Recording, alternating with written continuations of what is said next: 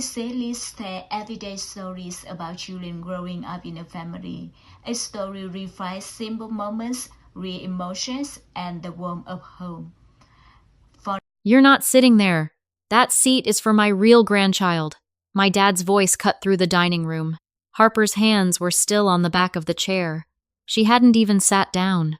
He shoved the chair forward. The chair caught Harper's shin. She went down hard. Her knee hit the wood floor with a sound I'll never forget. She didn't scream. She froze, like she was trying to disappear. And the worst part? No one moved. Not my mother, not my sister, not the aunts and uncles already holding forks. Harper's eyes found mine, wide and wet, asking a question she never should have to ask. Are you going to let them do this to me?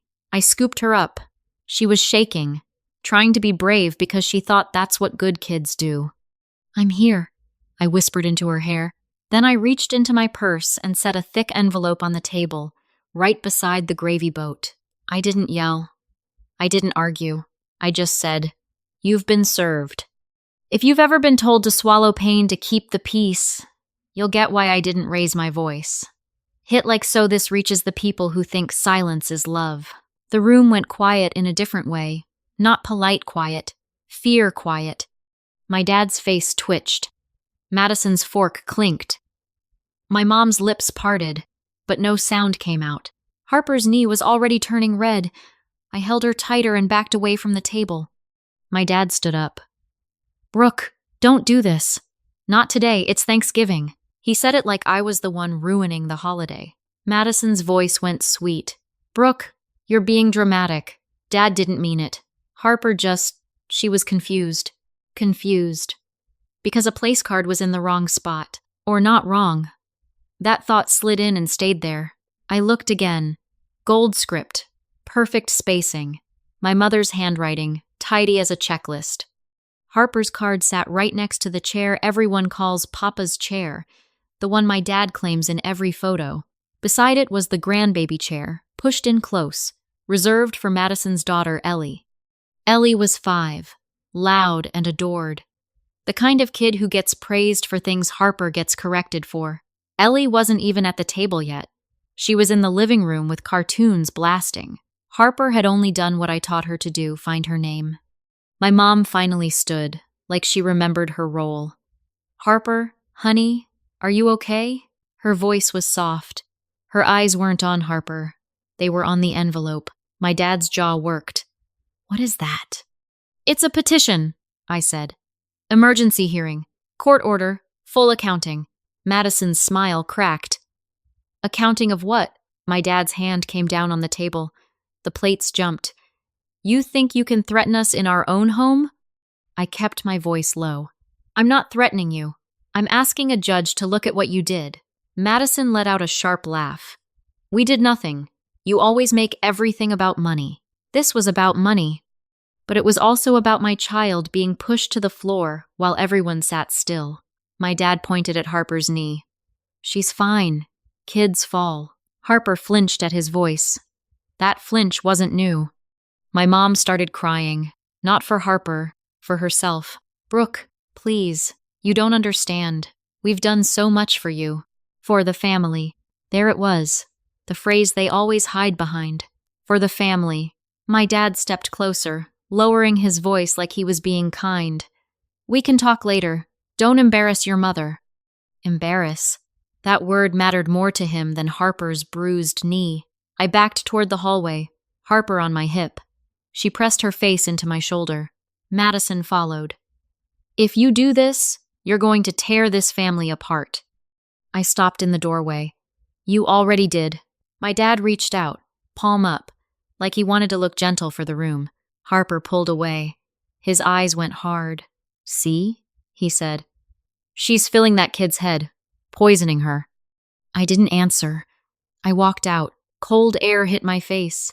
The driveway was lined with my dad's perfect lights, the kind that says we're wholesome here. My hands shook as I buckled Harper into the car seat. Her voice was tiny. "Mom, did I do something wrong?" "No," I said. "You read your name, that's all." She stared at her knee. "Grandpa hates me. He doesn't get to decide your worth," I said. and my throat burned. As I drove away, my phone started buzzing, one call after another. Madison, my mom, my dad. I didn't pick up. I drove to the nearest gas station parking lot because my hands were too shaky to go straight home. Harper's knee was swelling under her leggings. I pulled them up just enough to see the skin turning angry red. I called my mom. One time. Just to see if she'd say the one sentence a grandmother should say. She didn't answer. A minute later, a text came through instead. Don't make a scene. Dad had a rough day. Come back and apologize so we can eat. No, is Harper okay? No, do you need ice? Just instructions. Harper watched my face while I read it. She can read a room like it's a job. She's 8 turning 9 soon, and she already knows when adults are lying. Are we going back? She asked. I started the car again. No. She nodded like she understood, but her fingers kept picking at the seam of her sleeve. That's what she does when she's scared. My phone buzzed again. Madison this time. I hope you're proud, her voicemail said. You're going to ruin everything for the family. For the family. Always. But a few days before this dinner, Ellie had done something no one expected. She'd opened Madison's laptop. And she'd shown me what my family thought they could keep from me forever. Part 1. Before I tell you what I saw on that screen, tell me in the comments. Would you have walked out right then, or stayed and fought at the table? It happened on a Tuesday. Just one of those afternoons where life is loud and normal. Madison asked me to watch Ellie for 2 quick hours. She said she had a call with her realtor. She said it was for the family. I said yes, because that's what I always did. I kept saying yes, hoping it would buy my daughter a place in the circle. Ellie ate crackers on my couch and narrated everything she did like she had an audience. At one point, she slid Madison's laptop off the kitchen counter and onto the table. It's Mommy's work, she announced, like that made it sacred. I told her not to touch it. I turned around to rinse a cup. That's all it took. When I looked back, the screen was awake. Ellie's small fingers hovered over the keyboard like she was about to launch a rocket. What did you do? I asked. I guessed, she said, proud. The laptop unlocked. It wasn't even a complicated password. It was Ellie's name plus numbers. That little detail felt wrong in my stomach. Madison is careful when it benefits her. A PDF was already open on the screen, like Madison had been reading it before she left. The title line caught my eye before I could stop myself. Family Trust. I didn't plan to snoop. I didn't sit down and go hunting through folders. It was right there, open, bolded, like it wanted to be seen. Ellie pointed at the screen. That's Grandpa's money, right?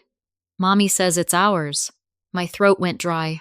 I scrolled once, just enough to see the names. My father's name, listed as current trustee. My grandfather's name, the one who had died years ago, listed as the truster. And then, under beneficiaries, in clean legal print, Brooke Anderson, Madison Anderson, equal shares. I stared at my own name like it didn't belong to me. Because my parents had told me for years there was nothing left. They said Grandpa's money had gone to expenses. They said I shouldn't ask because it was in bad taste. And besides, Madison needed more help because she had a child and a husband to support. I had a child too. I just didn't have a husband to make me look legitimate.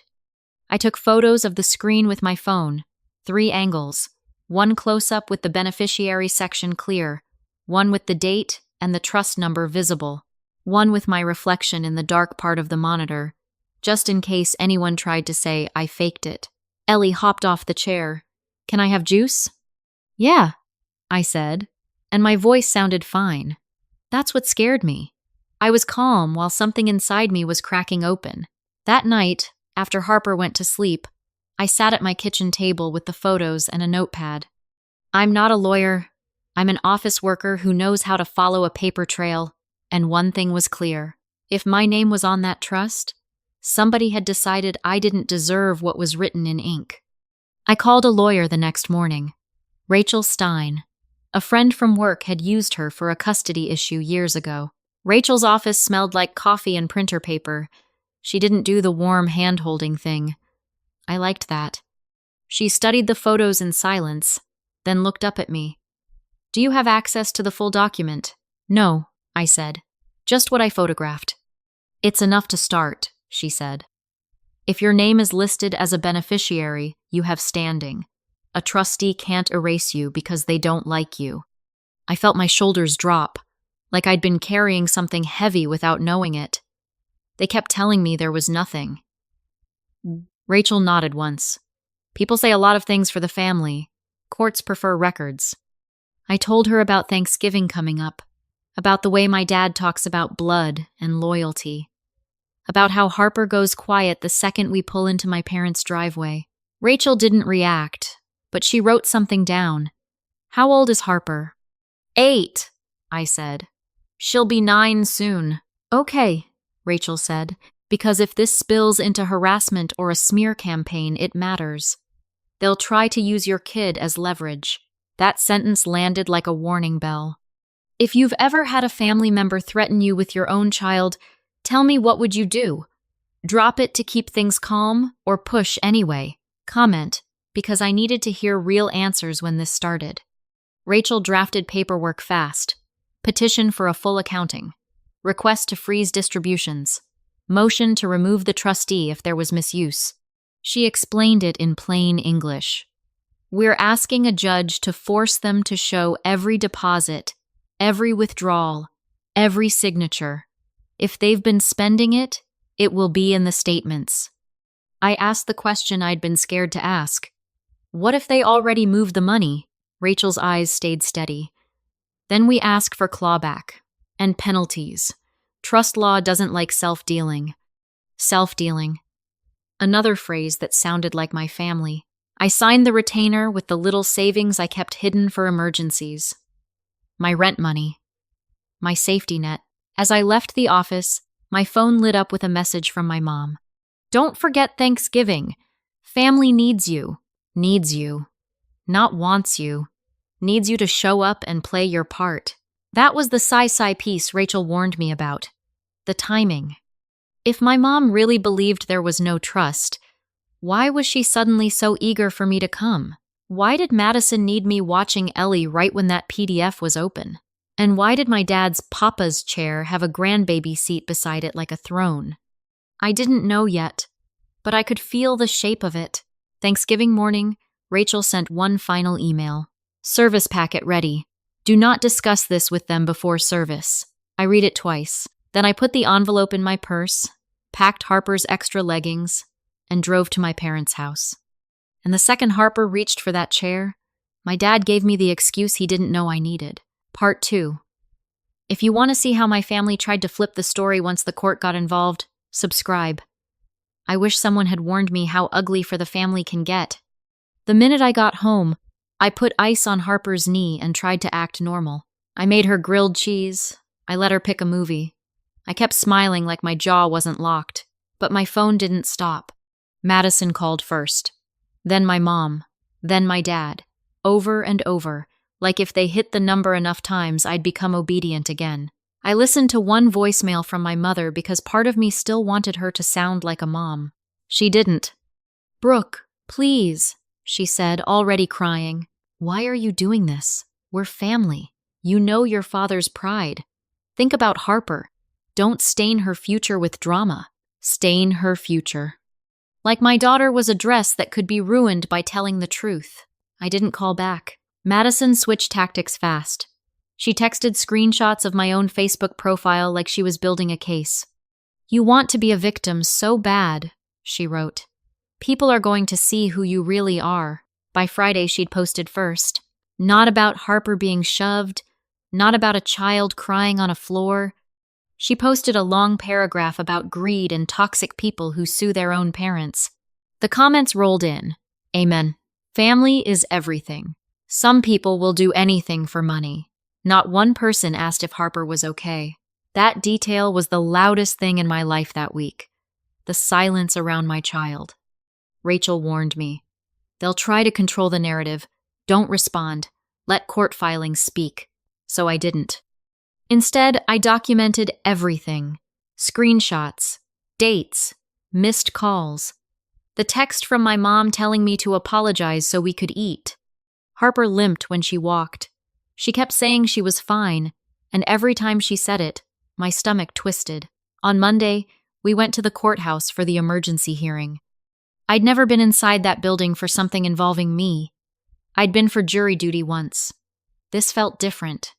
This felt like walking into a room where everyone can see your family's dirt. My parents showed up dressed like Sunday. My dad wore his good coat. My mom carried tissues like props. Madison showed up late, hair perfect, eyes wide like she was the injured party. They didn't look at Harper. Harper held my hand and stared at the floor, like she was trying to make herself small enough to be safe. The judge was a woman with gray hair pulled back tight. She spoke in a calm voice that made me trust her more than I expected. Rachel laid it out. The trust document photo, the request for an accounting, the concern of mismanagement. My dad's attorney stood and smiled like this was all silly. Your Honor, this is a family disagreement. Emotions are high around the holidays. The judge didn't smile back. Trusts are not governed by feelings. That sentence felt like oxygen. Rachel asked for an immediate freeze so nothing could be moved. My dad's attorney argued, "They use this trust to support the family." I heard my dad whisper to my mom, "See? That's what we'll say. For the family." Even in court, he kept using it like a shield. The judge looked at the paperwork, looked at my dad. "If it's being used properly, an accounting should not be a hardship. I'm granting a temporary freeze pending review." My mother's face changed. Not panic exactly. More like she realized the ground under her was real. Outside the courtroom, Madison came at me with her sweetest voice. "Brooke, you can still stop this. Mom's sick. Dad's blood pressure." I held up a hand. "Don't!" She leaned in anyway, lowering her voice so Harper could hear but strangers couldn't. "You know Harper isn't like Ellie. She doesn't fit in. If you keep pushing, you're going to make it worse for her." That was the first time I understood what Madison really meant by "for the family." She meant, stay in your place. That night, the first set of statements hit Rachel's inbox. She called me after dinner. "I'm opening them now," she said. "Do you want to be on the phone?" "Yes," I said, even though my heart was already racing. I sat at my kitchen table again, the same cheap table from a discount store, and listened to paper become truth. Rachel read the numbers out loud. Initial funding, about $500,000. Expected split, half to me, half to Madison. Current balance, a fraction of that. I couldn't speak. I just pressed my fingers into the edge of the table until it hurt. Then Rachel started listing withdrawals. "Check to Madison Anderson, labeled family support," she said. $10,000. Another. "Vehicle purchase," she said. "Down payment." Another. "Tuition," she said. "Private preschool." Another. "Home deposit," she said. 35,000. My mind kept trying to add it up, like if I made it math, it wouldn't be betrayal. Rachel paused. "Brooke, these aren't occasional. This is a pattern. They've been treating the trust like Madison's wallet." I heard myself laugh, but it wasn't humor. It was shock. Of course they had. Madison got a new SUV last year. She called it a necessity because she had a child. I drove a 10-year-old sedan with a dented bumper and told Harper it was still good. Madison moved into a bigger house and said she was building stability. I stayed in my rental and told myself stability was peace, even if it was fake. Here was the proof. Not opinions, not feelings, just lines of money moving in one direction. If you've ever watched someone call it help while it's really theft, hit like. Not for me, for every person who's been told to be quiet so someone else can stay comfortable. Rachel said, "We'll request more records. We'll subpoena if we have to, and we'll look at approvals." "Approvals?" I asked. "Signatures," she said. "Who authorized each distribution?" My skin went cold. Because my dad would never do this without my mom's agreement. He wouldn't risk looking like the bad guy alone. The next morning, my dad sent a text. "You're not getting a dime. You're not even really ours." I stared at the screen. It was the first time he'd said the quiet part out loud. and it told me exactly what their next move would be. I didn't know how far they'd take that rumor until Madison showed up with a folder of her own. Madison came to my work parking lot like she owned the place. It was lunchtime. I was sitting in my car, trying to breathe through the day like nothing was happening. She knocked on my window. I cracked it open. "What are you doing here?" She held up a manila folder. "I'm trying to save you from yourself." She kept her voice low. "Dad's devastated. Mom can't sleep. People are talking. People were watching Harper on the floor and they still didn't talk," I said. Her eyes flicked away for half a second. Then she recovered. "This isn't about that." Of course it wasn't. She slid a paper out of the folder, careful like it was fragile. "You should see this. Before court. Before you embarrass yourself." It was a printed email. Old. Yellowed at the edges like someone had kept it for a long time. Across the top was a subject line about paternity concerns. My chest tightened. Madison watched my face. "Dad says he didn't want to bring this up," she said. "But if you're going to drag the family into court, we have to protect the family." Protect. Another word that meant harm. I stared at the page. It was vague. Rumors dressed up as questions. A mention of my mother having a hard time when she was pregnant with me. A suggestion that Grandpa only put my name in the trust because he felt guilty. Madison leaned closer. "Think about Harper," she whispered. "If this goes public, people will ask what she is." I felt my hands go cold on the steering wheel. Harper still slept with a nightlight, and my sister was already trying to erase her with a sentence. "You're using a kid," I said. Madison's voice stayed smooth. "I'm using reality. Blood matters in this family. You know that." I looked at her then. Really looked. She wasn't snarling. She wasn't screaming. She was calm, confident. Like she'd been promised the world and couldn't imagine someone saying no. I shut the window and drove away without another word. That night, Harper asked if she could skip school the next day. My heart dropped. "Why?" She traced a circle on the table with her finger. "Because, what if they come? What if they tell everyone I'm not real?" I stared at her, the air leaving my lungs. She hadn't invented that fear on her own. They'd planted it. I called Rachel the next morning and told her everything. Rachel didn't sound surprised. "It's a common tactic," she said. "Make you doubt your place. Make you back down." "It's working," I admitted. My voice came out thin. "Not on the money. On my kid." Rachel paused. "Listen to me. This case is about a trust. Names on paper. They can gossip all they want. The judge will care about ink." "Still," I said, "Harper is hearing it." "Then we protect her," Rachel said. "We document, and if they contact her directly, we ask for a no-contact order." Over the next 2 weeks, the records kept coming in. Rachel sent me a spreadsheet she made from the statements. Rows of dates, columns of amounts, notes like vehicle and housing. It wasn't just one big purchase. It was constant. Then Rachel emailed one line that made my stomach flip. "Approvals attached." I opened the PDF. It was a scan of distribution authorization forms. Each one had a signature line for the trustee. My dad's signature was there. Over and over. Bold, impatient strokes. And next to it, on far too many pages, was a second signature. My mother's. Not a witness signature, not a courtesy initial. Approval. My hands went numb as I scrolled. There were months where her signature appeared more than his. I sat in my kitchen chair, staring at her name like it belonged to someone else. All those times, she told me, your father decides. All those times she played small, played gentle, played trapped. She wasn't trapped. She was signing. That secret hurt worse than the money. Because it meant my mom had watched me struggle, watched Harper wear hand-me-downs, watched me skip dentist appointments, and still helped fund Madison's life. And she did it with the same excuse she used in her voicemail.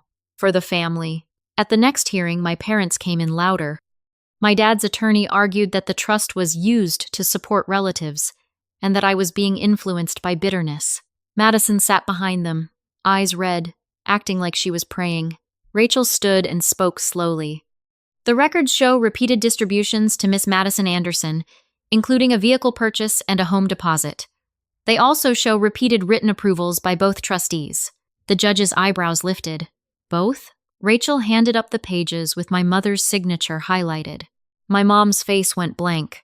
My dad's mouth tightened. Madison stared at the table. The judge looked at my parents.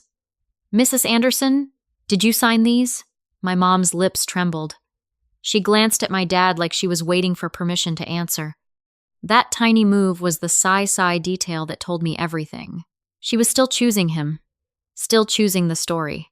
Yes, my mom whispered. My dad snapped. It was for the family. Madison needed help. Brooke can handle herself. He said it like it was a compliment, like my endurance was a resource they could spend. Rachel didn't raise her voice. The trust doesn't say, give more to the child you prefer. It says equal shares, and it says fiduciary duty. The judge set her pen down. I'm setting this for final ruling, and I strongly suggest you consider settlement. Outside the courtroom, my mom tried to touch my arm. Brooke, please, we can fix this. I stepped back. You had years to fix it, Madison hissed under her breath. You're going to regret this. I didn't answer. I looked at Harper, who was coloring quietly on a courthouse bench, pretending she couldn't hear the adults talking about her like she was a problem. On the drive home, she asked, Are they going to take my name away? I gripped the steering wheel. No, not if I have anything to do with it, but in my head, another question kept pounding. If my mom signed all of it, what else did she sign off on? Part 4. Before I tell you what the judge decided, take a guess in the comments. Do you think my parents would settle and admit it, or double down and make it uglier? The final hearing wasn't loud. No shouting, no dramatic confession, just a judge, a stack of documents, and my parents realizing their usual tricks didn't work outside their dining room. Harper sat beside me with a coloring book. Her knee had healed, but she still held herself carefully, like she didn't trust floors anymore. My dad's attorney opened with the same line. Your Honor, this was done for the family. The judge didn't look up. I've read the records. Rachel spoke next. The trust was funded at approximately $500,000. Miss Brooke Anderson is a named beneficiary with an equal share. The trustees approved distributions overwhelmingly benefiting Miss Madison Anderson. We are requesting restoration of Miss Anderson's share, interest, attorney fees, and statutory penalties. My dad's face was tight, but he kept that family man mask on. Madison dabbed at dry eyes. My mom stared at her hands. Then the judge said the words that changed everything. Petitioner prevails. I didn't react at first. My brain lagged behind like it needed permission to believe it. The judge continued, measured and clear. She ordered the trust to pay back what was taken from my half. She added interest. She ordered attorney fees. She cited penalties for breach of duty. The total number hit me like a gust. It was more than I ever let myself imagine. My dad's shoulders slumped for the first time in my life. Madison made a small sound, half gasp, half protest. But the judge cut her off without raising her voice. This court is not interested in family preferences. This court is interested in compliance with the trust. If you were in my place, would you forgive them after this if they said they were just trying to help? Or would you walk away forever? I really want to know, comment, because this question haunted me. Outside the courtroom, my dad tried one last time. He stepped close, voice low, like he was offering me mercy. You got what you wanted. Now stop. Don't take the house. Your mother, you already took what was mine, I said. You just didn't expect me to notice. He shook his head like I was unreasonable. We did what we had to do. For the family, I said, flat. He didn't deny it. Rachel handled the rest. Liens, deadlines, enforcement language that doesn't care about guilt trips. Within weeks, my parents were forced into the thing they feared most, transparency. They had to liquidate assets to cover the judgment.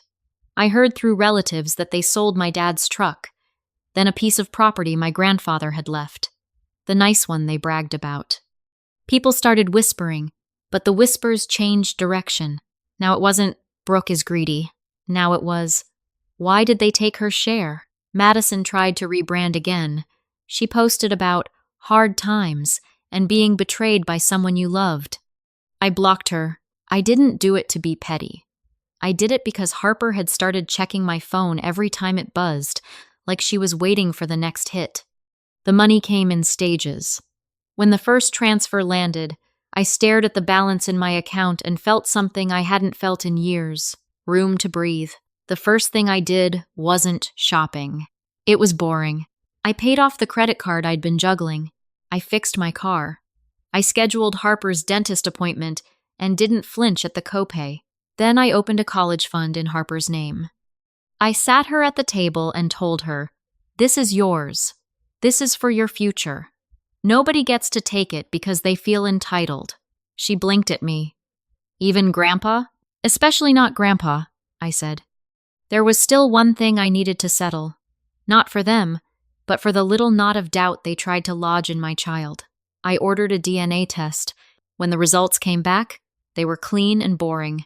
I was my parents' biological child. I read it twice, then a third time, waiting for relief. What I felt instead was cold, because it meant they hadn't treated me like an outsider by accident. They did it on purpose. They had the truth and still chose the story that benefited them. A month after the last payment cleared, my mother showed up at my door. No warning, no call. She stood on my porch with a casserole dish like we were in some old sitcom where food fixes betrayal. "I just want us to be a family again," she said, eyes glossy. "Now that everything is clear, like it was fog, like she hadn't signed my daughter's pain into reality." I kept my voice even. "You didn't come to ask if Harper was okay." My mom's face tightened. "I didn't know what to do. Your father—" "You signed," I said. She swallowed. "We were trying to protect Madison. She has a child. She needed stability." I opened the door wider so she could see Harper on the couch, doing homework, safe in her own home. "She has a child too," I said. My mom's eyes flicked to Harper, and for a second, I saw something like shame, but it passed. It always passed. She tried again. "Blood is blood, Brooke." I nodded once. "Love isn't a switch that turns on when it's convenient. It's a choice you make when it costs you something." She stood there, dish in her hands, like she didn't know what to do without a roll. "I'm sorry you feel hurt," she said. Not, "I'm sorry I hurt you." That was my answer. I stepped back. "Don't come here again." I closed the door. That night, Harper fell asleep without asking if she was real. A week later, she came home from school smiling. "Mom, guess what? I tried out for the science club." She hadn't tried out for anything in months. She'd been too busy shrinking. I bought a new kitchen table with 2 sturdy chairs. Nothing fancy, just solid. We ate dinner there, the 2 of us. No Papa's chair, no throne, no ranking system. Just food, homework, laughing at a silly movie. My parents lost more than money. They lost the story where they were the heroes and I was the problem. And I got back the only thing I actually wanted from the start. Safety for my daughter. And the freedom to stop begging for a place at a table that was never built for us.